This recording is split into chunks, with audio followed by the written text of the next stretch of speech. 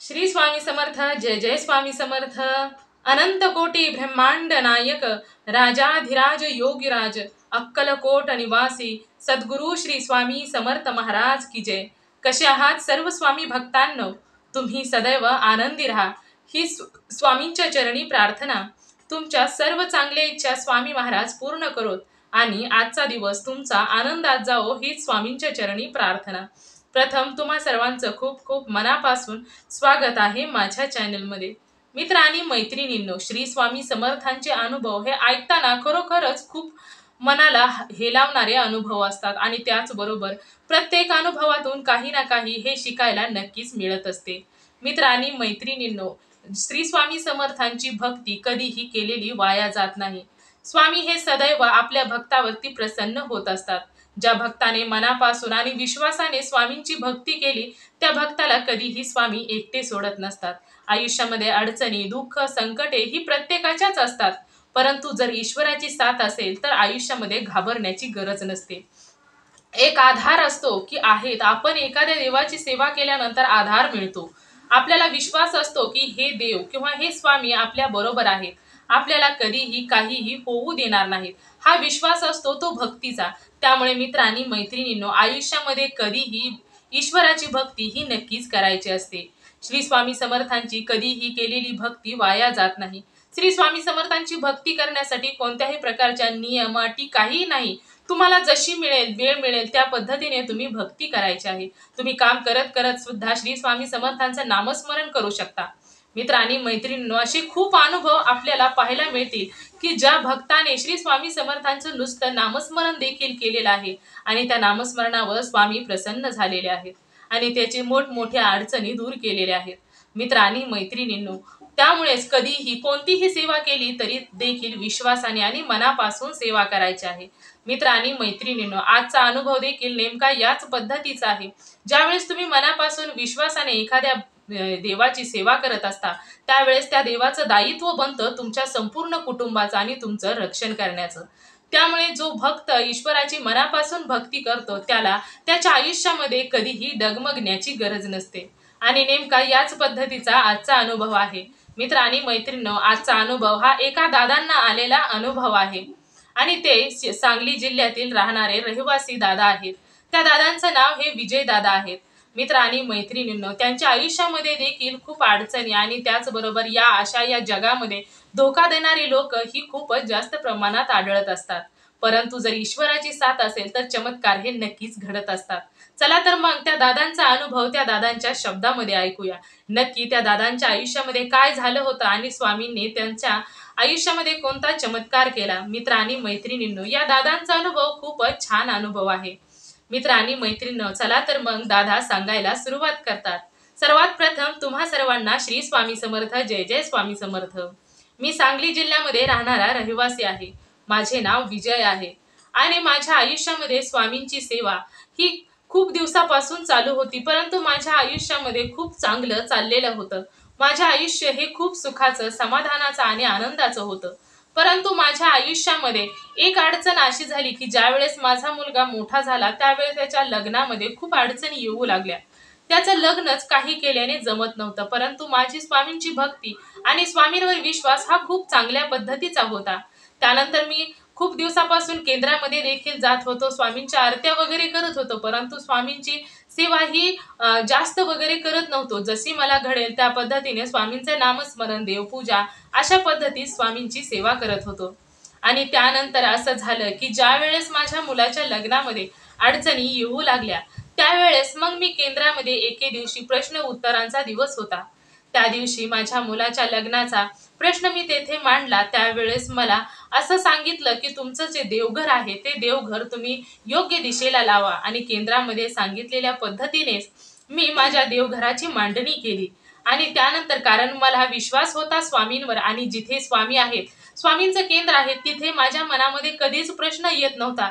जे ते सांगतील तेच योग्य दिशा, म्हणजे ते सांगतील तेच सर्व काही सत्य होतं माझ्यासाठी।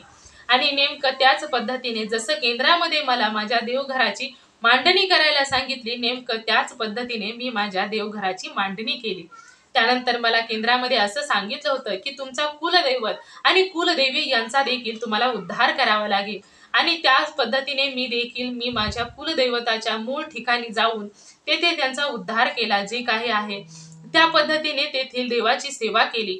आणि त्यानंतर मी घरी आलो। घरी आल्यानंतर स्वामींची सेवा आणि जे काही घरामध्ये देव होते त्यांची देखील नित्य नियमाने सेवा पूजा वगैरे करत होतो।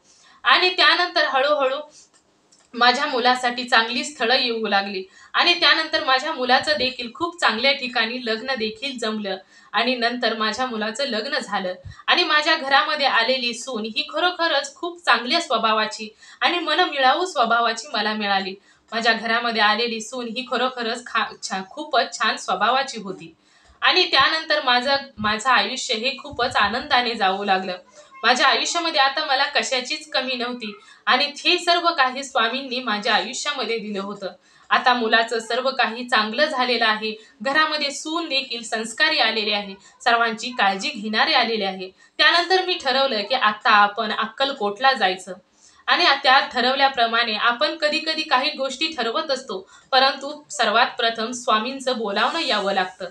आणि मी ठरवल्यानंतर काही दिवसांनी स्वामींचं बोलावणं देखील आलं आणि त्यानंतर मी अक्कलकोटला गेलो। अक्कलकोटला गेल्यानंतर सर्वात प्रथम मी बाळप्पाच्या मंदिरामध्ये गेलो आणि तेथे गेल्यानंतर बाळप्पाच्या मंदिरामध्ये जाऊन स्वामींचं दर्शन घेतलं। तेथे दर्शन घेतलं आणि अक्कलकोटमध्ये देखील स्वामींचं दर्शन घेतलं। परंतु काय आश्चर्य, ज्या वेळेस मी डोकं टेकवलं त्यावेळेस मला चंदनाचा वास येऊ लागला। म्हणजे चहूबाजूंनी मला असं वाटलं की माझ्या भोवती चंदनच पसरलेला आहे की काय, आणि मला खूपच अद्भुत असा चंदनाचा वास येऊ लागला। मी खूप वेळ तसंच डोकं टेकवून राहिलो, कारण मला चंदनाचा वास सोडायचा नव्हता। त्यामुळे मी खूप वेळ तसंच डोकं टेकवलं, परंतु जोपर्यंत माझं डोकं टेकलेलं होतं तोपर्यंत मला चंदनाचा वास येत होता। आणि त्यानंतर खूप वेळाने मी डोकं वर केलं आणि त्यानंतर इतरत्र पाहिलं, परंतु मला नंतर वास यायचं बंद झालं। स्वामींनी मला असं वाटलं की स्वामी माझ्या अवतीभवतीच होते आणि मी त्यांच्या पायावरती डोकं ठेवलं होतं। स्वामी मला आशीर्वाद देत होते आणि त्या पद्धतीनेच मी माझ्या आयुष्यामध्ये सुखी होतो। आणि त्यानंतर स्वामींचं संपूर्ण अक्कलकोटमध्ये छानपैकी दर्शन झालं आणि मी घरी आलो। घरी आल्यानंतर मी आनंदात होतो, परंतु एके दिवशी काय झालं की मी आणि माझा मित्र आम्ही दोघांनी निम्मे निम्मे पैसे भरून एक रूम खरेदी केलेली होती। म्हणजे 2 BHK दोघांनी एकत्र पैसे भरून खरेदी केलेली होती। आणि माझा मित्र हा खूप जवळचा मित्र होता, त्यामुळे माझा विश्वास त्याच्यावरती होता। आणि काही दिवसानंतर असं झालं होतं की ती जी रूम होती ती कोणाच्याही नावावरती नव्हती। आणि त्यानंतर काही दिवसानंतर असं झालं की मला असं समजलं की माझ्या मित्राने ती रूम स्वतःच्या नावावरती करून घेतली आहे आणि मला काहीच दिलं नाही। त्यानंतर मी त्या मित्राची गाठ घेतली, मित्राला बोललो की का असं झालं, काय झालं? तर तो म्हणाला की काहीच नाही, तुझं काही नाही, जे काही आहे ते माझं आहे। अशा पद्धतीचं बोलणं झालं। त्यानंतर मी घरी आलो।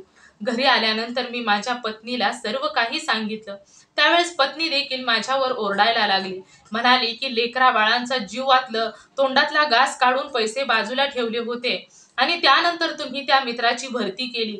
तुम्हाला खूपच विश्वास होता, आता काय करणार? तुमच्याच मित्राने तुमचा गळा कापला।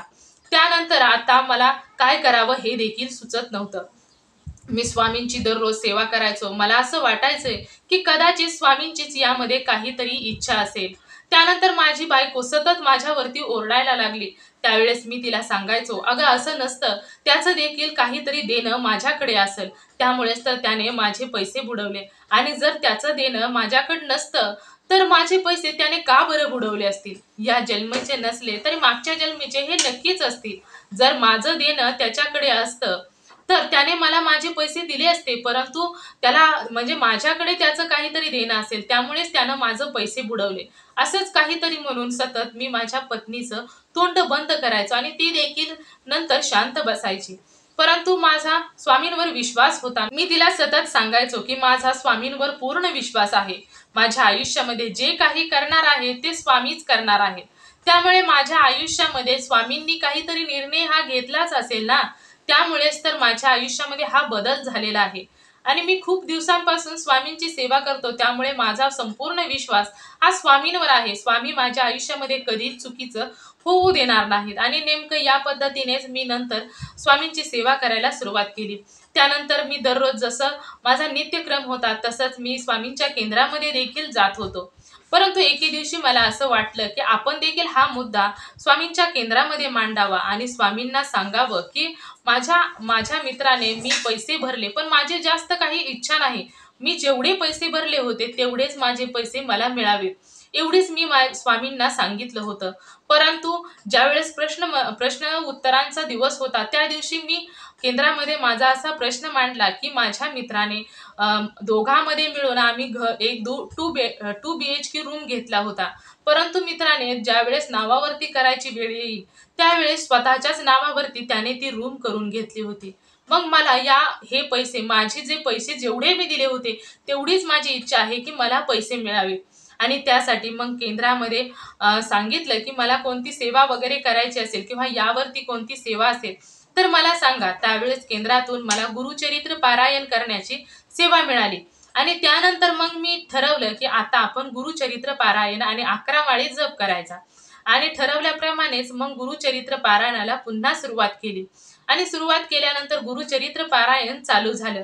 दररोजच्या प्रमाणे स्वामींची सेवा, गुरुचरित्र पारायण आणि 11 माळी जप असा हा दररोज चालूच होता. परंतु त्यानंतर एकदाच मी माझ्या मित्राला सुरुवातीला जसं भेटलो होतो त्यानंतर त्याला फोन वगैरे काहीही केला नाही. आता त्याने दगाच दिलेला आहे तर 17 वेळा फोन करून त्याचा काही उपयोग होणार नाही. आणि आता स्वामींच्या सेवा चालू ठेवली होती. घरामध्ये सर्व काही सुखासमाधानाचं चाललं होतं, आनंदाचं चाललं होतं. आणि त्यानंतर एके दिवशी असं झालं की माझ्याच मित्राचा मला फोन आला. परंतु मला त्याचा खूप राग आला होता. त्याने दोस्तीमध्ये दगा दिलेला होता, त्यामुळे मला त्याचा खूप राग होता. त्यामुळे मी त्याचा फोनच उचलला नाही. आणि त्यानंतर काही दिवस निघून गेले. त्यानंतर मित्र तो सतत मला फोन करू लागला, परंतु मी त्याचा फोनच उचलत नव्हतो. त्यानंतर एके दिवशी संध्याकाळीच असे बसले असताना त्या मित्राच्या पत्नीने माझ्या पत्नीच्या मोबाईलवरती फोन केला. आणि फोन केल्यानंतर मी तिला सांगितलं की फोन उचलू नकोस, मला देखील खूप दिवसापासून फोन येत आहे, परंतु मी उचलला नाही, तू देखील उचलू नकोस. अशा दगाबाज मित्रासंगे काय बोलायचं आहे. त्यानंतर पत्नी म्हणाली की असू द्या, आपले पैसे त्याच्याकडे आहेत, कदाचित त्याच्यासाठी जरी त्यानं फोन केला असेल तर ते काही पाहूया. त्यानंतर पत्नीने फोन उचलला. आणि फोन उचलल्यानंतर तिने स्पीकरवरती फोन ठेवला. आणि त्यानंतर असं झालं की तो मित्राची जी पत्नी होती ती बोलत होती की ताई, तुमचे पैसे आमच्याकडे आहेत आणि काहीही झालं तरी तुमचे पैसे आम्ही तुम्हाला नक्कीच देऊ. परंतु असं झालं आहे की आमच्या आयुष्यामध्ये खूप अडचणी आलेल्या आहेत. माझ्या मिस्टरांनी जेथे पैसे भरले होते तो पुढचा व्यक्ती आमचे पैसे बुडवण्याचा प्रयत्न करत आहे. तो हळूहळू थोड्या थोड्या हिशोबामध्ये घोटाळा करत आहे. काही आम्हाला समजत नाही. आणि त्याचबरोबर माझ्या मिस्टरांना कोणत्याही प्रकारे संध्याकाळी झोप देखील लागत नाही. आणि जरी झोप देखील लागली तर त्यांना भयानक स्वप्न पडतात आणि एवढे त्या स्वप्नामध्ये घाबरतात, दचकतात आणि आरडून उठून बसतात. म्हणजे त्यांना रात्रीची झोप देखील लागेनाशी झालेली आहे. त्यांना रात्रीचा खूप त्रास होत आहे. त्यांना सतत असं वाटत आहे की आपण कोणाचं तरी काहीतरी बुडवलं आहे आणि त्यांना त्या गोष्टीचा खूपच त्रास होत आहे. मग आम्ही ठरवलं आहे की तुमचे जे काही पैसे असतील ते आम्ही पैसे देणार. आणि त्यावेळेस त्या मित्राने त्या रूमचे व्याजासकट पैसे घरी घेऊन आला. परंतु मी ठरवलं होतं की मी स्वामींना सांगितलं होतं की माझे जेवढे पैसे गेले तेवढेच पैसे मला मिळू द्या. त्यानंतर मी त्या मित्राला सांगितलं की मला इतके पैसे नको आहेत. माझे जेवढे पैसे मी तुला सुरुवातीला दिले होते तेवढेच पैसे मी त्याच्याकडून घेतले. आणि त्यानंतर तो मित्र मला सांगत होता की मला जेव्हापासून मी तुझे पैसे बुडवले काही दिवस सुखाचे गेले, परंतु आता काही दिवसापासून मला खूपच त्रास होत आहे. आणि मला असं वाटत आहे की माझं आयुष्यातील सुख, समाधान, आनंद सर्व काही माझं आयुष्यच कोणीतरी ओरबडून घेतलेलं आहे. मला खूपच त्रास होत आहे. मला रात्रीची झोप लागत नाही. दिवसभर मन माझं बेचैन असतं. मला खूप त्रास होत आहे. आणि त्याचबरोबर मी ज्या ठिकाणी माझे पैसे अजून लावत आहे तो व्यक्ती सतत माझ्या पैशामध्ये घोटाळा करत आहे आणि माझे पैसे हळूहळू बुडवण्याचा प्रयत्न करत आहे. त्यामुळे मला खूप त्रास होत आहे. आणि मला ज्यावेळेस तो पुढचा व्यक्ती माझे पैसे बुडवतो त्यावेळेस मला खूप त्रास झाला. आणि त्या भावनेतून मला असं वाटलं की तुला देखील किती त्रास झाला असेल. आणि तू आणि मी जिवलग मित्र आणि त्यामध्येच असा दगा, म्हणजे तुला तर किती त्रास झाला असेल. त्यामुळेच मला खूप त्रास झाला. आणि मला असं वाटू लागलं की तुझे पैसे मी बुडवल्यामुळे माझे पैसे पुढचा व्यक्ती बुडवत आहे. आणि त्यामुळेच मी ठरवलं की सर्वात प्रथम माझी चूक मी सुधारणार आहे आणि त्यामुळेच तर मी तुझे पैसे तुला घेऊन द्यायला आलेलो आहोत. आणि त्यानंतर मित्राने माझे पैसे दिले आणि जसं मी स्वामींना सांगितलं होतं त्याच पद्धतीने माझ्या मित्राने माझे पैसे परत दिले. आणि त्यानंतर पुन्हा आमच्या दोघांची मैत्री चालू झाली. आणि ज्या दिवशी मित्राने मला पैसे परत दिले त्याच दुसऱ्या दिवशी मित्राचा मला फोन आला आणि तो मला म्हणाला की अरे मित्रा, तुला काय सांगायचं की रात्री मला एवढी शांत झोप लागली की मला असं वाटलं की मी जणू काही जगातला सर्वात सुखी माणूस आहे. आणि तुला खरं सांगायचं म्हटलं तर ज्या वेळेस मी झोपलो त्या क्षणी मला झोप लागली आणि मला असं वाटू लागलं की एक बाबा मला प्रवचन देत आहे. आणि त्या प्रवचनामध्ये मला सांगत होते की या जगामध्ये खूप काही लोक असतात, खूप काही प्रामाणिक लोक असतात, काही दुष्ट लोक असतात, परंतु जी प्रामाणिक लोक असतात तीच त्यांच्या आयुष्यामध्ये सुखी राहतात. आणि हे बघ बाळा, जोपर्यंत तू एखाद्याला सुखी ठेवतोस, तोपर्यंत प्रामाणिकपणे कष्ट करतोस, तोपर्यंतच तू सुखी आहे. परंतु ज्या वेळेस तू एखाद्याला दुःख देशील त्यावेळेस मात्र तुला त्याच्या कितीतरी जास्त पटीने त्रास सहन करावा लागणार आहे. आणि इथून पुढे लक्षात ठेव, तू प्रामाणिकपणे कष्ट कर, मी सदैव तुझ्या बरोबर राहीन. आणि जर तू तुझ्या आयुष्यामध्ये जर काही एखाद्याला त्रास दिला तर त्याच्या दुप्पट तुला त्रास होईल. आणि ते दुसरे तिसरे कोणीही नसून तुझे स्वामीच होते. आणि ते मला येऊन सांगत होते की आयुष्यामध्ये सर्व काही ज्या वेळेस तू ठीक करशील त्यावेळेस सर्व काही तुझ्या आयुष्यामध्ये देखील ठीक होईल. आणि त्यानंतर मला देखील स्वामींवर विश्वास बसला, कारण मला त्रास जो होत होता, मला जो काही रात्रीची जी भयानक स्वप्न पडत होती, ज्यामुळे मला झोप लागत नव्हती, ते फक्त स्वामीच माझ्या आयुष्यामध्ये करत होते. आणि त्यामुळेच मला देखील तुझ्या स्वामींवर खूप विश्वास बसलेला आहे. आणि इथून पुढे मी देखील स्वामींची भक्ती करायला सुरुवात करणार आहे. आणि आता मी सर्वात प्रथम अक्कलकोटला जाईन आणि तेथे गेल्यानंतर स्वामींचं दर्शन घेईन आणि स्वामींचा फोटो वगैरे सर्व काही घरी घेऊन येईन आणि त्यानंतर स्वामींची घरामध्ये सेवा चालू करेन. आणि ठरवल्याप्रमाणे मी देखील स्वामींच्या सेवेमध्ये तुझ्यासारखी सेवा स्वामींना मी प्रसन्न करेन स्वामींच्या सेवेने. आणि सांगितल्याप्रमाणे जसं त्याने सांगितलं त्यावेळेस मला देखील खूपच आनंद झाला. आणि काही दिवसानंतर माझा मित्र हा अक्कलकोटला गेला. अक्कलकोटला गेल्यानंतर त्याने जाताना श्री स्वामी समर्थांना पेढे देखील खूप आवडतात, त्यामुळे त्याने खूप मोठा पेढ्याचा पुडा घेतला. आणि पेढ्याचा पुडा घेतल्यानंतर तेथे गेल्यानंतर आरतीच्या टायमिंगला त्याने तो पेढ्याचा पुडा हा तेथील पुजाऱ्यांजवळ दिला आणि आरतीला सुरुवात केली. आरती झाल्यानंतर जे जसे पेढे नेले होते त्यानंतर तेथील पुजारी मला सांगू लागले की दादा, तुम्ही दिलेले पेढे हे स्वामींनी कुरतंडून खाल्ले होते, म्हणजे ते सर्व पेढे कुरतंडलेले होते. त्यावेळेसच तेथील पुजारी म्हणले की दादा, तुम्ही खरोखरच खूप भाग्यशाली आहात की तुम्ही दिलेले पेढे स्वामींनी स्वीकार केले आणि स्वामी तुमच्यावरती प्रसन्न आहेत. तेथील मला सर्व लोक नावजू लागले, मला सर्वजण वाहवाही करू लागले. त्यावेळेस मला खूपच आनंद झाला की मी कधी स्वामींची सेवा केली नाही, तरी देखील स्वामी जर माझ्यावरती प्रसन्न होत असतील तर ज्या वेळेस मी स्वामींची सेवा करेल त्यावेळेस माझ्यावरती स्वामी किती प्रसन्न होतील. आणि ज्या वेळेस ते मी जो पेढ्याचा पुडा होता तेथील सर्वांना पेढ्याचा पुडा म्हणजे पेढे वाटण्यात आले. आणि तेव्हापासून मला समजलं की स्वामींची सेवा केलेली कधीही वाया जाणार नाही आणि स्वामी हे खरोखरच खूपच सर्वांवर प्रसन्न होणारे आहेत, म्हणजे अशक्य हे शक्य करणारे स्वामी आहेत. आणि ज्या भक्तांना स्वामींनी स्वीकार केलं त्यावेळेस त्या भक्ताला घाबरण्याची गरज नसते, हे माझ्या लक्षात आले. आणि त्यानंतर मी स्वामींची सेवा करण्यासाठी तेथून स्वामींचा फोटो वगैरे सर्व काही घेऊन आला, असं मला माझ्या मित्रांनी सांगितलं. आणि त्यानंतर माझा मित्र देखील स्वामींचा भक्त झाला आणि आम्ही दोघे देखील खूप चांगले मित्र झालो. तर हा अनुभव होता माझ्या आयुष्यामध्ये स्वामींनी दिलेला. माझ्या आयुष्यामध्ये खूप काही चांगलं स्वामींच्या कृपेने झालं आणि त्याचबरोबर माझ्या मित्राच्या आयुष्यामध्ये देखील झालं. आणि माझा मित्र आता आनंद आहे, त्याच्या कुटुंबामध्ये देखील सर्वजण सुखी आहेत, समाधानी आहेत. आणि हेच मला हवं होतं. जिथे प्रामाणिकपणे कष्ट करतात तिथे ईश्वर देखील प्रसन्न होत असतात.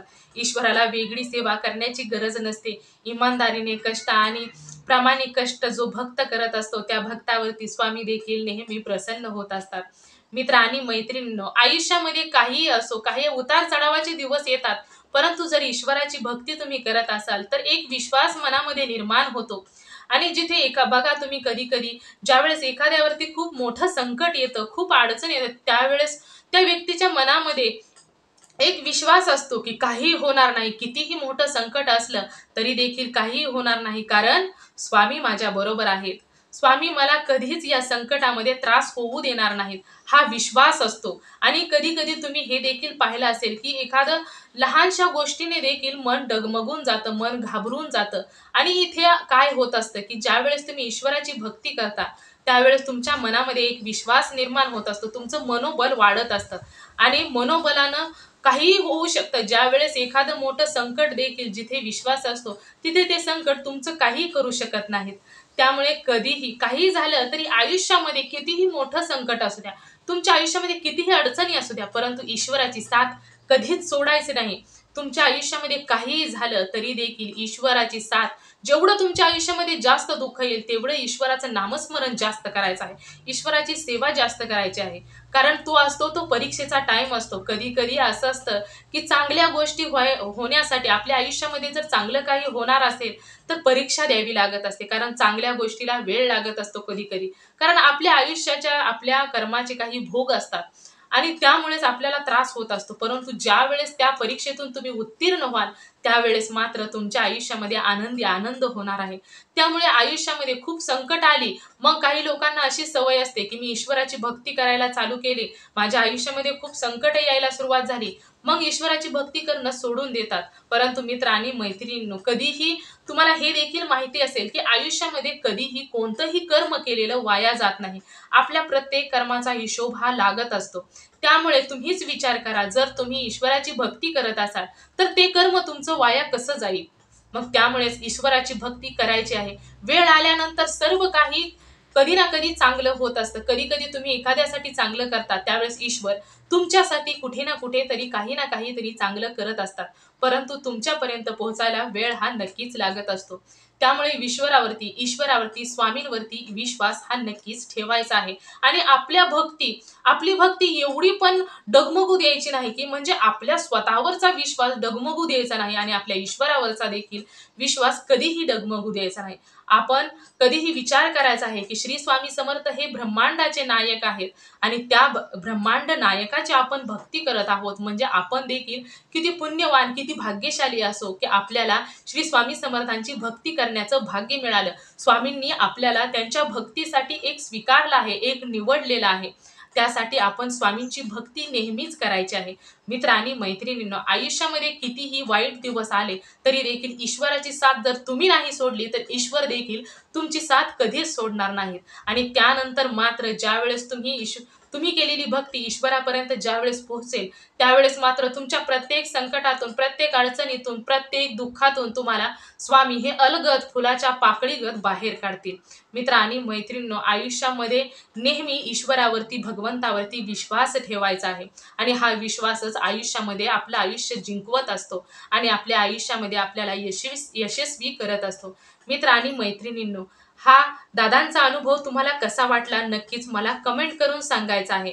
आणि यानंतर तुम्हाला जरी देखील स्वामींचा एखादा अनुभव आलेला असेल तर तो नक्कीच माझ्या बरोबर शेअर करायचा आहे. मित्र आणि मैत्रिणींनो, तुम्हाला जर वाटत असेल की तुमचा अनुभव शेअर करण्याची पात्रता माझ्या अंगी आहे तर तुम्ही नक्कीच तुमचा अनुभव माझ्या बरोबर शेअर करायचा आहे. मित्र आणि मैत्रिणींनो, तुम्ही सर्वजण सदैव सुखी राहा, समाधानी राहा, आनंदी राहा ही स्वामींच्या चरणी प्रार्थना करते आणि इथेच थांबवते. तुम्ही सर्वांनी मिळून माझा व्हिडिओ शेवटपर्यंत ऐकला त्याबद्दल मी मनापासून तुम्हा सर्वांची खूप खूप आभारी आहे. चला तर पुन्हा भेटूया श्री स्वामी समर्थांच्या अशाच एखाद्या सत्य अनुभवाबरोबर. तोपर्यंत श्री स्वामी समर्थ. जय जय स्वामी समर्थ. धन्यवाद.